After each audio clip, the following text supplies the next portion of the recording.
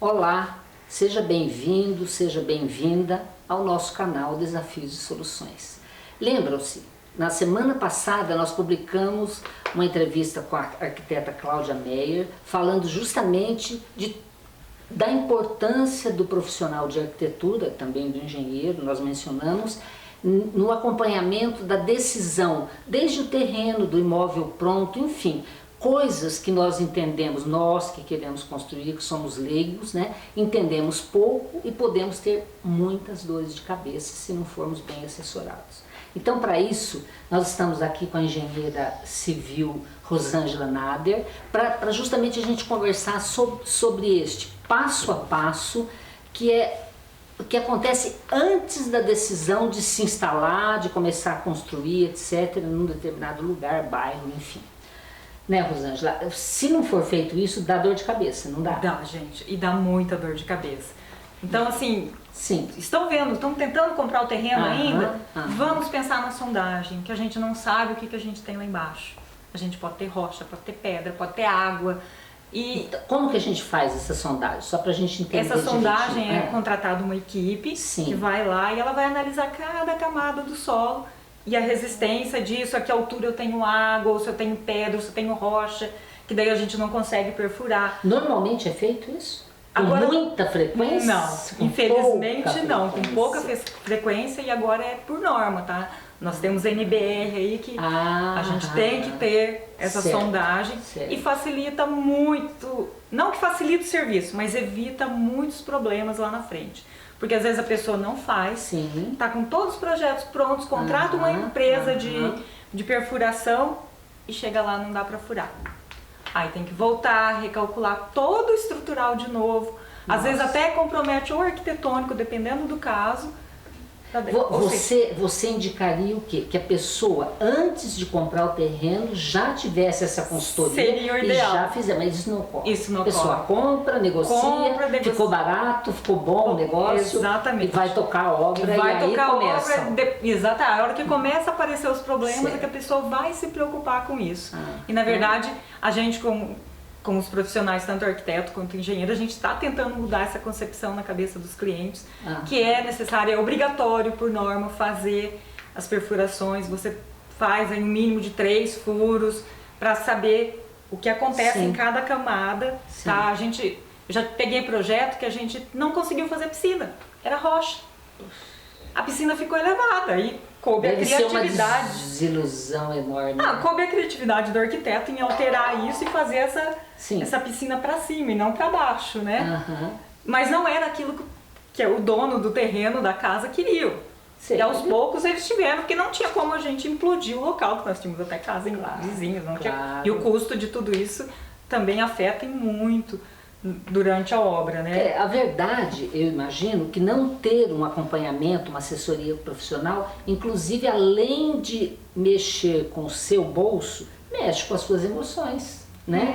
E o desgaste todo, e a quebra do sonho, aquilo que você imaginou, porque as pessoas quando estão construindo, eu imagino, eu na verdade nunca construí, comprei alguma coisa pronta, mas eu imagino que as pessoas desenhem, fica cheio de sonhos, rabisquem um quarto, a cozinha, como quer, aí de repente não dá para fazer a piscina de sonhos. Os netos que viriam ali, já imaginou? E normalmente a casa é a casa dos sonhos. Às vezes a pessoa consegue construir a casa com muito sacrifício. E aquela casa que ela sonhou, idealizou e compra um terreno numa rua que de repente não tem esgoto, não tem transporte, não tem uma série de dificuldades que acabam desanimando o cliente, tá?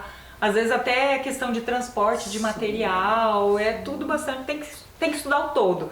Você não pode só pegar o seu terreno individual e querer fazer alguma coisa. Me diz uma coisa errada, percentual chutado, por exemplo, um engano desse em escolher a melhor topografia, um declive muito grande que a pessoa não calculou, comprou e não calculou. O que isso pode acarretar? Ela quer manter o lugar, adora o bairro, etc, sei lá eu. Mas de qualquer maneira pode acarretar quanto numa obra a mais? 10%? 20%? Daí para mais, viu? Porque é complicado, depende de caso a caso. Mas às vezes acontece do terreno ser tão em aclive que a gente acaba fazendo uma laje. Entendi. Deixa um vazio, que a gente chama de caixão morto, para não gastar com o muro de arrimo, que é muito caro, é caríssimo, né? É ferro e concreto, basicamente é isso. Então, e aterro também, às vezes a gente acaba tendo alguns problemas com aterro, se ele não for bastante compactado, pode aparecer fissuras com o passar da obra, do tempo. Então, às vezes é melhor até fazer uma laje. Entendi. E ignorar aquele terreno para não encarecer mais ainda o custo da obra. Diz uma coisa, num passo a passo, isso é só para quem está assistindo, interessado e quer saber assim, o que eu faço primeiro. Tá bom, a gente já falou que é muito importante ter um acompanhamento profissional, mas por que fases a gente passa para se chegar a definir, se a pessoa super confiar em você? Não, eu quero, Rosângela, o que você me disser eu vou fazer, tá? Mas me explica que eu tenho esse terreno, eu preciso construir isso. Você fala, vamos dar, sei lá, 400 metros de construção, não sei o quê. O que ela tem que prestar atenção? Que você aconselharia? Bom, começa a gente já começou pela vizinhança, pela infraestrutura do bairro. Perfeito. O que ela quer fazer, né? Na verdade, aí já entra o arquiteto também. Junto, claro, né? Essa conexão boa, arquitetura, engenharia, perfeito. E daí, em cima do que eles estiverem discutindo com o arquiteto, a gente vê a possibilidade da engenharia deixar aquilo em pé. Entendi. O arquiteto bola, mas a engenharia tem que fazer, tem que executar aquilo. Tem que executar aquilo. Aí sim, a gente entra com esse processo de sondagem, para daí fazer o projeto estrutural, desenvolver toda a fundação, e a gente vai caminhando passo a passo. Se a casa ou qualquer construção, tá face norte, face sul, aonde eu vou colocar as placas solares da parte hidráulica? Hoje em dia a energia fotovoltaica está aí com tudo. Eu preciso ter um telhado que seja de acordo para maior captação de energia, e às vezes não foi pensado nisso lá no começo. Tem um lado certo para essas placas? Sim, a gente tem que sempre colocar a face norte, né? Perfeito. Então a gente tem que aproveitar o máximo possível de tudo isso. E com isso, por isso é que tem que sempre estar a engenharia e a arquitetura juntas, porque são muitos detalhes, são muitas fases que a gente vai passando. Tem a questão da legislação, do zoneamento, contratação de pessoal, o contrato tem que ser bem feito com mão de obra, que isso também dá bastante dor de cabeça para o proprietário com o passar do tempo, e estudando cada fase dessa, com o sonho da pessoa, que ela sempre quis fazer, no bairro, no terreno que ela comprou, o que a gente consegue casar tudo isso. De qualquer maneira, o ideal é que se tenha um projeto, que faça essas avaliações e que não se tenha, que é o que nós conversamos com a Cláudia Meyer, não se tenha uma lista de surpresas desagradáveis. E que vão fazer você gastar muito mais, não é? Com certeza. Normalmente que era para ser 2, passa a ser 6, e aí?